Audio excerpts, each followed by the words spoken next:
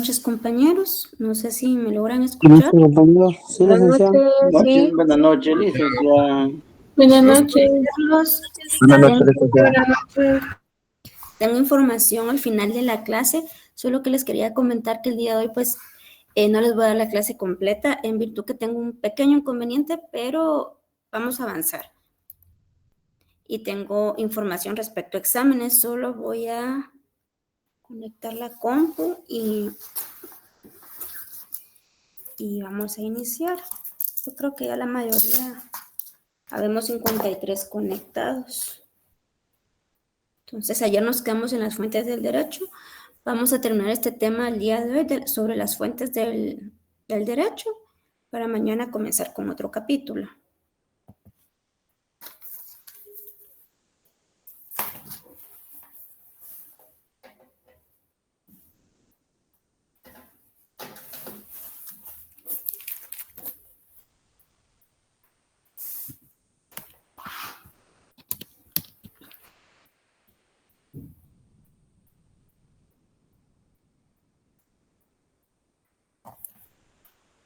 El día de ayer iniciamos con las fuentes del derecho y nos referíamos al jus.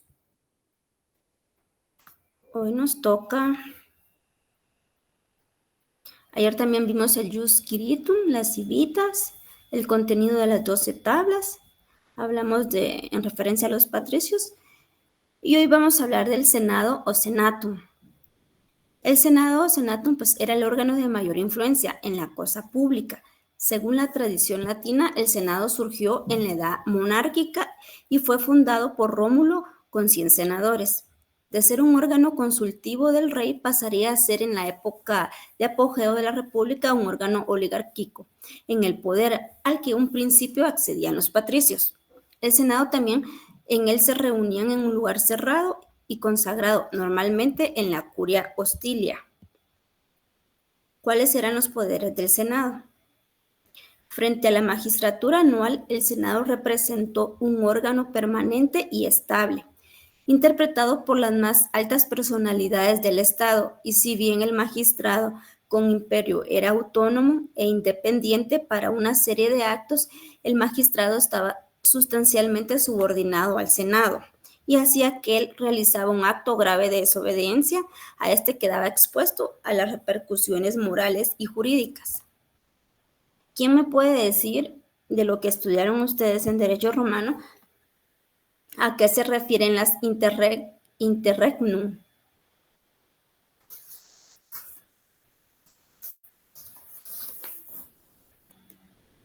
¿Algún voluntario?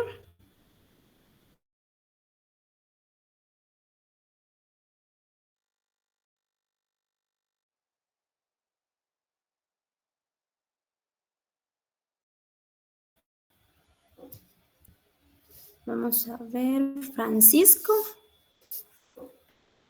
¿Se acordará hoy de este tema? Ay, perdón. Sí, Jocelyn, la escuchamos. Yo tenía por entendido que el interregno, ¿verdad? Ese es, ¿verdad, Ali? Perdón, es que no sé si escuché bien. ¿Sí? Es que ese era el lapso en que un Estado carecía, pero de soberanía. Exacto, era el tiempo, el intervalo de un poder a otro, en que el Senado nombraba a otro. ¿Es correcto? Carla levantó la mano. Sí, licenciada, pero eso era cuando uno fallecía. Cuando el rey, ajá, cuando el rey, ajá, ¿quién iba a suceder al rey? Es correcto. En la muerte. Muy bien. Pero permítame, vamos a admitir aquí. Ahí estamos. ¿Me pueden decir con cuántos se quedaron en derecho romano? Con 40. 58. Pero ¿por qué no llegaron a clases? Porque yo veo que todos son súper pilas.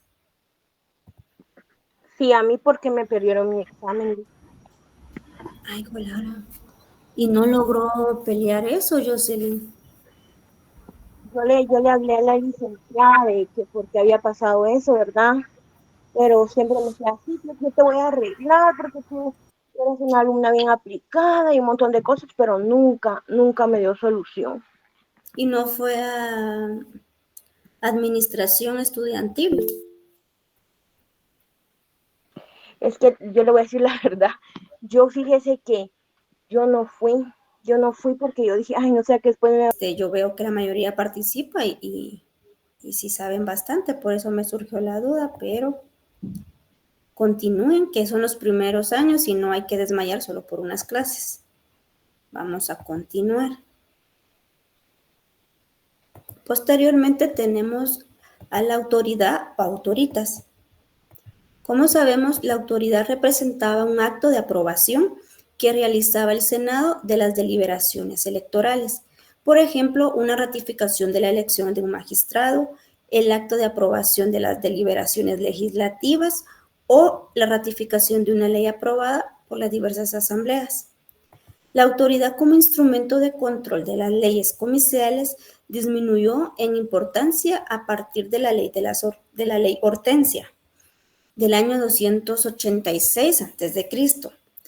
Esta equiparó las leyes aprobadas en los plebiscitos votadas por el pueblo a propuesta de una tribuna de la plebe o las leyes comiciales. En materia jurisdiccional encontramos el Senado en la época de dictadura o de grave peligro de guerra. Suspendió las garantías jurisdiccionales a través del institutum, que era la interpretación de los títulos nobiliarios. Esto surgió, digamos, como fuente del derecho romano en la autoridad o autoritas. Posteriormente nos encontramos a la ley o lex.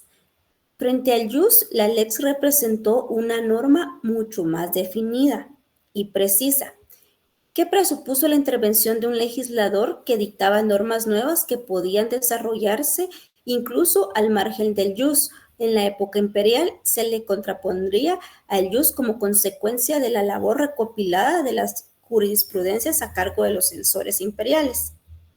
¿Qué representó la lex? Una manifestación de la soberanía popular, y era preciso el consenso del pueblo para su aprobación. Sin embargo, este derecho privado quedó al margen de la ley o lex. Vamos a ver. Aquí ya se las puse.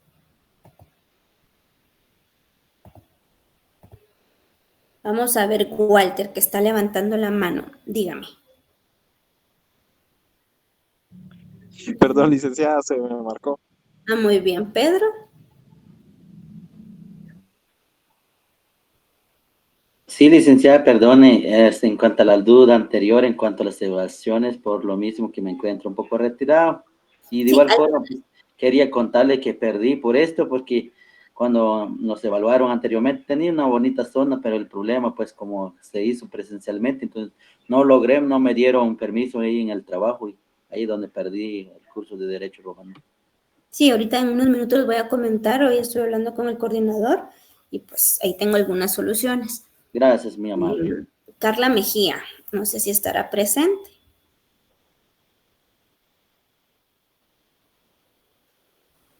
Sí, licenciada. Carla, ¿me podría decir de lo que se recuerda cuáles son las partes de la lex o de la ley? De la lex.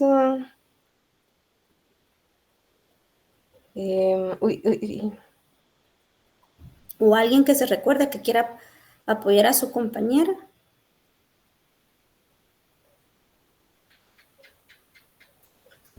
Esto, me acuerdo que eran unas leyes que votaban, pero no me acuerdo quién, reunidos en unas asambleas. Por eso me recuerdo. Muy bien. Vamos a ver, Michelle, apoyemos a Carla. Buenas tardes, licenciada. Si no estoy mal, creo que son 3. Y una es Paescriptio, creo que se pronuncia así. Exacto. La Rogatio y la Sanctio, creo que es. La Rogatio y la Sanctio. Es correcto. En el libro de Albeño encontramos 2, la Praescripto y la Sanctio. Y la Praescripto scriptio es el magistrado exponía las razones por las que proponía la ley y consignaba las razones por las que la solicitaba la aprobación de la misma, ya sea por sus cuestiones y por la fecha en que ésta se sometía a la aprobación. Lansatio, pues antes de vincular a todos los ciudadanos, se debía declarar que la ley no violaba los derechos de la plebe, sino sin ello no recurría a la ley, o sea, no podía ser aprobada, no podía adquirir su plena validez. La declaración aludida era la sanción, como dijo muy bien la compañera. Y encontramos las clases de leyes, pues en la época romana existieron leyes perfectas, leyes imperfectas, leyes menos perfectas. En las perfectas encontramos que eran las que no necesitaban la intervención del pretor para ser cumplidas, mientras que las imperfectas sí necesitaban la intervención del pretor para que fuesen cumplidas. Y las menos perfectas pues eran aquel tipo de leyes que imponían una pena para quien las contraviniera. Hablemos de la fuente de derecho en la jurisprudencia. Ulpiano nos dice que la jurisprudencia como el conocimiento de las cosas divinas y humanas, la ciencia de lo justo y de lo injusto, debe considerarse fuente formal del derecho romano y se encontraba integrada por las respuestas y opiniones de los especialistas en derecho, los jurisconsultos, sobre cuestiones legales a través de la cual se logró la creación de la ciencia jurídica. Otro presente que encontramos es la primera jurisprudencia laica, lo constituye en el siglo II a.C. el cónsul y censor sexto llamado Helio Pato Cato, autor del libro denominado Tripartita. Esto pues como antecedente. Otra fuente son los edictos. Los edictos, ¿qué eran los edictos? Pues estos eran declaraciones de potestad de los magistrados, las que se hacían de conocimiento del pueblo, ya fuera en forma escrita o verbal, y en ejercicio de lo que se llamó ius edicendi. Los edictos conformaron un ordenamiento jurídico paralelo al ius civili y tomaron formas de leyes imperfectas. Los senado o senado consulto eran los consejos que daban los senadores a los magistrados en el ejercicio de su autoridad. Adquirió relevancia durante la República debido a que el poder político en este periodo histórico se encontraba en el Senado romano. ¿Quién me puede hablar de la habeas juris corpus? ¿O qué se recuerda que es? Vamos a ver, ¿quién quería participar? Me recuerdo que era Walter. No sé si Walter había levantado la mano.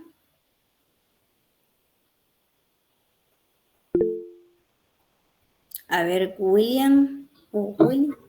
¿Qué tal? Buenas tardes, licenciada. Me recuerdo que es un derecho reconocido por la Constitución. ¿Ah? Solo eso me recuerdo. Muy bien. ¿Alguien más?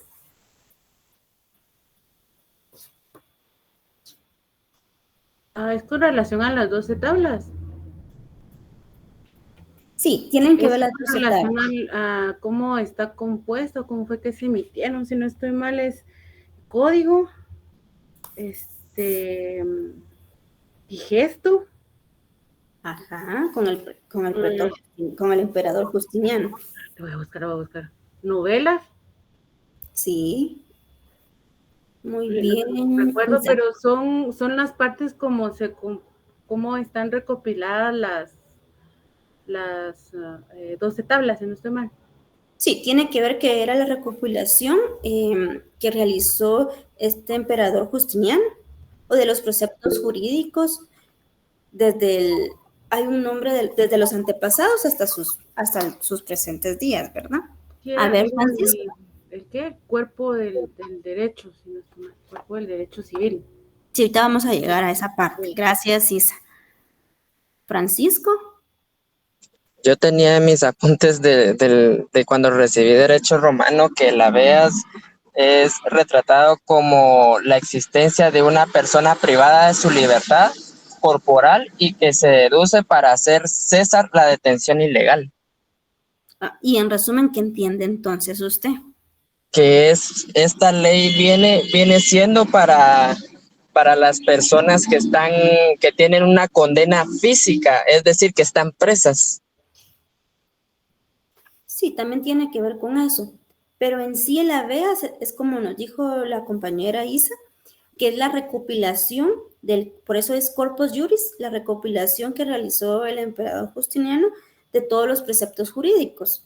Y pues ahí se va componiendo en digesto, en códex, en instituciones o institutas. Y pues con eso conforme el tiempo se fue renovando. Pero gracias, Francisco. Continuemos.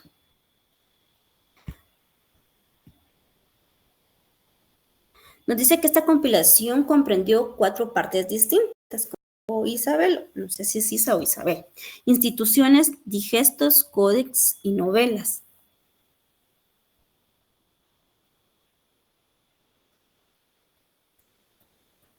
Y tenemos que el primer código de Justiniano, conocido como Codex Vetux o Primus, fue la primera obra elaborada dentro del proceso recopilador del derecho romano por Justiniano. Esta obra no se ha conservado salvo por un fragmento de índice. Fue preparado por una comisión de juristas presidida por Triboniano, comenzando sus labores en febrero del año 528. Los comisionados debían recopilar las constituciones imperiales vigentes en la época, pudiendo utilizar obras anteriores como el Código Teodosiano del año 438 de carácter oficial y el Código Gregoriano del año 293 y Hermejorniano de carácter privado. Con la promulgación de este código se dejó sin efecto los anteriores, pues estos fueron uno de los aportes que hizo el emperador Justiniano. El códex, el digesto y las institutas. El digesto, cuyo significado en latín es distribuido en forma sistemática, es una de las partes más importantes de la compilación efectuada por Justiniano. En el Corpus Juris Civilis, allí reunió los iuria, o sea, las opiniones de los jurisconsultos, sin darles a los juristas ningún orden de prelación como se había hecho en otras leyes, aunque las opiniones de los juristas incluidos en ella fueron en ella los más consultados. Y tenemos que las institutas o instituciones contienen fundamentalmente fragmentos de las instituciones de Gallo, así como otros juristas clásicos. La recopilación jurídica más importante del mundo, que fue la recopilación que hizo Justiniano, conservó la doctrina jurídica clásica. Aquí estaríamos terminando las fuentes del derecho de las que iniciamos hablando. Pues este es un pequeño resumen y vamos a hablar un poquito de Justiniano y resaltar lo más importante. Encontramos que la mayor aportación del reinado de Justiniano al imperio y a la historia de la jurisprudencia fue la codificación completa del derecho romano. ¿Por qué es recordado Justiniano? Justiniano es recordado por su famoso Código Justiniano, también conocido como el Corpus Juris Civilis, del que venimos hablando. Este código recopilaba y organizaba las leyes romanas y existentes en este momento y se convirtió en la base de gran parte del sistema legal europeo posterior. La influencia de este código se puede apreciar hasta el día de hoy, ya que muchos países todavía aplican principios legales derivados de él. Y pues nosotros en la actualidad lo seguimos estudiando como base para los demás derechos, especialmente para el derecho civil. Justiniano fue un emperador ambicioso y hábil que logró convertir su reinado en el más floreciente del imperio bizantino. Su enfoque en la reconquista de territorios, la gestión eficiente del gobierno y las importantes reformas legales políticas que contribuyeron a la prosperidad del imperio y a su legado duradero en la historia. Hasta el momento habemos 55 conectados. Yo creo que ayer habían 50 en mi lista. Vamos a ver en un ratito. Vamos a ver de los que menos participan. Vamos a ver si están en clase. Roxy Mendoza.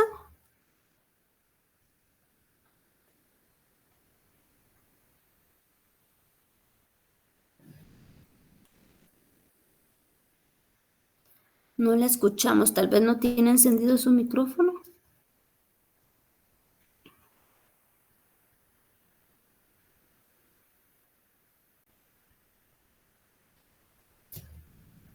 Vamos a ver. Paula Eri Castilla. Sí, Lick, buenas noches. Buenas noches, Paula. ¿Nos podría hacer un resumen o mencionar, mejor dicho, las fuentes del derecho romano que mencionamos desde el día de ayer para acá?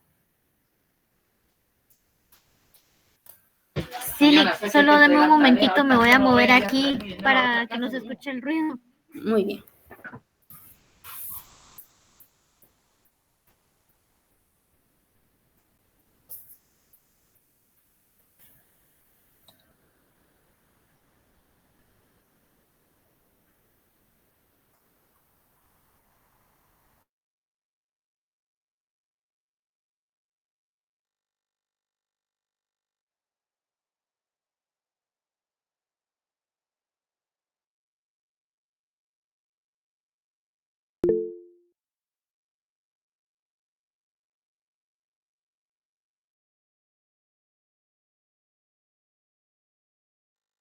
Sí, ahora ya me escucha bien.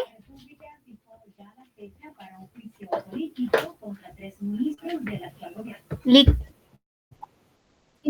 Ah, bueno.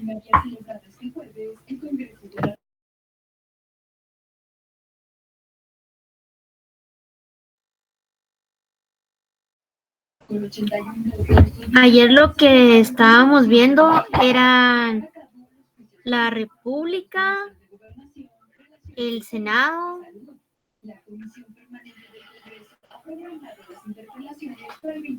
el Principado, si estoy bien.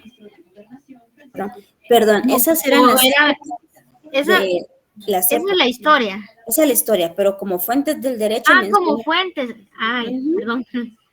La costumbre. Ajá.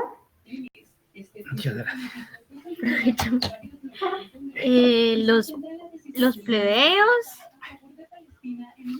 el Senado, los consultos, la jurisprudencia. Si vamos a para ahí. El Senado y el consulto, pues forman parte, Senado consulto, sí. La jurisprudencia, sí. La República no, porque no es parte dentro de las fuentes. A ver. Francisco. Ayudemos. O hagamos enumeremos las fuentes del derecho.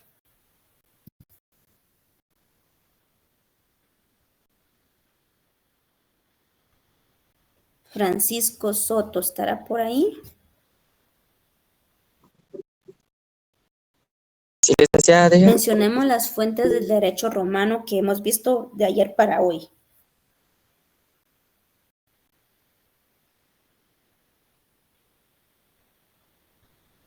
Permítame, licenciada, solo me ahorío que voy conduciendo. Estoy cerca de mi casa, pero no salí a tiempo hoy. Permítame, Bueno, solo entonces, miro mis apuntes. muy bien, no tenga pena. Entonces, Andrés y luego Soledad. Y después Día vos. 1, las costumbres. 2, requisitos. 3, los senados consultos. 4, jurisprudencia. Sí, muy bien. Soledad, ¿la escuchamos? Buenas tardes, Legda. El IUS, Ujú, los civitas, muy bien. la LEX, La Lex, la jurisprudencia. la jurisprudencia, muy bien. Rosibel, ¿la escuchamos? Buenas noches, Lick. De lo que recuerdo que hemos visto como fuentes del derecho romano está el IUS, la LEX, la jurisprudencia, la costumbre, los edictos, los plebiscitos y los senadoconsultos. Muy bien, es correcto, Rosibel. Gusto escucharla. Creo que yo le había preguntado el de ayer, pero no se le escuchaba el audio, o creo que al final se habló. Sí, Lick, perdone. Sí, así es. Como lo mencionó su compañera Rosibel, pues yo sé que tenemos de diferentes autores y como escribían en el chat, fuentes formales, reales, históricas, es correcto, pero las que nosotros hemos visto son esas. ¿Sí, Andrés?